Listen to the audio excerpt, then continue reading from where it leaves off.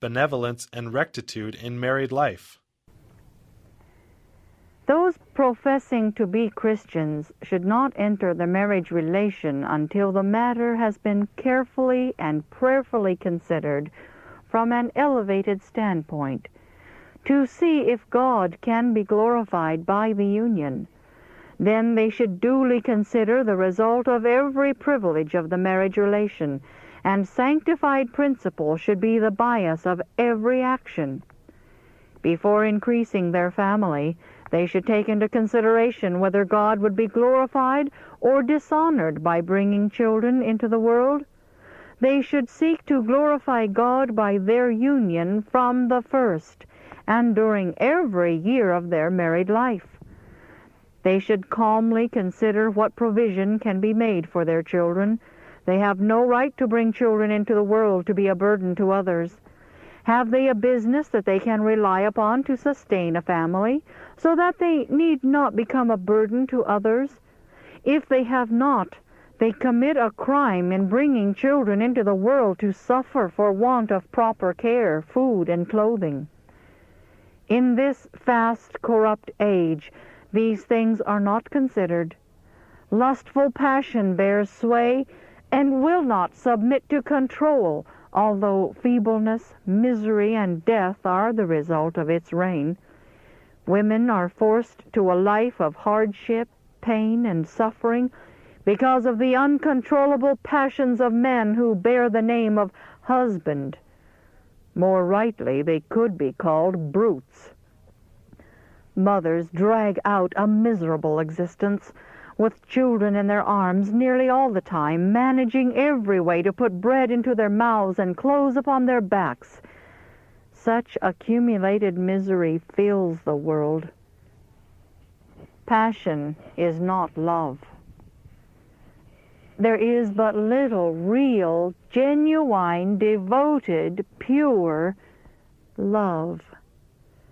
This precious article is very rare. Passion is termed love. Many a woman has had her fine and tender sensibilities outraged because the marriage relation allowed him whom she called husband to be brutal in his treatment of her. His love she found to be of so base a quality that she became disgusted. Very many families are living in a most unhappy state, because the husband and father allows the animal in his nature to predominate over the intellectual and moral. The result is that a sense of languor and depression is frequently felt, but the cause is seldom divined as being the result of their own improper course of action. We are under solemn obligations to God to keep the spirit pure and the body healthy, that we may be a benefit to humanity and render to God perfect service. The apostle utters these words of warning: "Let not sin therefore reign in your mortal body, that ye should obey it in the lusts thereof." See Romans 6:12. He urges us onward by telling us that every man that striveth for the mastery is temperate in all things. See 1 Corinthians 9:25. He exhorts all who call themselves Christians to present their bodies a living sacrifice, holy, acceptable unto God. See Romans 12:1. He says, "I keep under my body and bring it unto subjection, lest that by any means, when I have preached to others, I myself should be a castaway." See 1 Corinthians 9:27. Care of the wife. It is an error generally committed to make no difference in the life of a woman previous to the birth of her children. At this important period, the labor of the mother should be lightened. Great changes are going on in her system. It requires a greater amount of blood, and therefore an increase of food of the most nourishing quality to convert into blood. Unless she has an abundant supply of nutritious food, she cannot retain her physical strength, and her offspring is robbed of vitality. Her clothing also demands attention. Care should be taken to protect the body from a sense of chilliness. She should not call vitality unnecessarily to the surface to supply the want of sufficient clothing. If the mother is deprived of an abundance of wholesome, nutritious food, she will lack in the quantity and quality of blood. Her circulation will be poor, and her child will lack in the very same things. There will be inability in the offspring to appropriate food which it can convert into good blood to nourish the system. The prosperity of mother and child depends much upon good, warm clothing and a supply of nourishing food.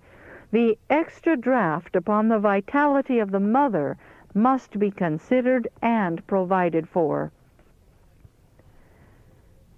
Control of appetite important. But, on the other hand, the idea that women, because of their special condition, may let the appetite run riot is a mistake based on custom and not on sound sense. The appetite of women in this condition may be variable, fitful, and difficult to gratify, and custom allows her to have anything she may fancy, without consulting reason as to whether such food can supply nutrition for her body and for the growth of her child. The food should be nutritious, but should not be of an exciting quality. Custom says that if she wants flesh meats, pickles, spiced foods, or mince pies, let her have them. Appetite alone is to be consulted. This is a great mistake and does much harm. The harm cannot be estimated. If ever there is need of simplicity of diet and special care as to the quality of food eaten, it is in this important period. Women who possess principle and who are well instructed will not depart from simplicity of diet at this time of all others. They will consider that another life is dependent upon them, and will be careful in all their habits, and especially in diet. They should not eat that which is innutritious and exciting, simply because it tastes good. There are too many counselors ready to persuade them to do things which reason would tell them they ought not to do. Diseased children are born because of the gratification of appetite by the parents. The system did not demand the variety of food upon which the mind dwelt. Because once in the mind, it must be in the stomach, is a great error, which Christian women should reject. Imagination should not be allowed to control the wants of the system. Those who allow the taste to rule will suffer the penalty of transgressing the laws of their being, and the matter does not end here. Their innocent offspring also will be sufferers. Pleasant surroundings essential. Great care should be exercised to have the surroundings of the mother pleasant and happy. The husband and father is under special responsibility to do all in his power to lighten the burden of the wife and mother. He should bear, as much as possible, the burden of her condition. He should be affable, courteous, kind, and tender, and especially attentive to all her wants.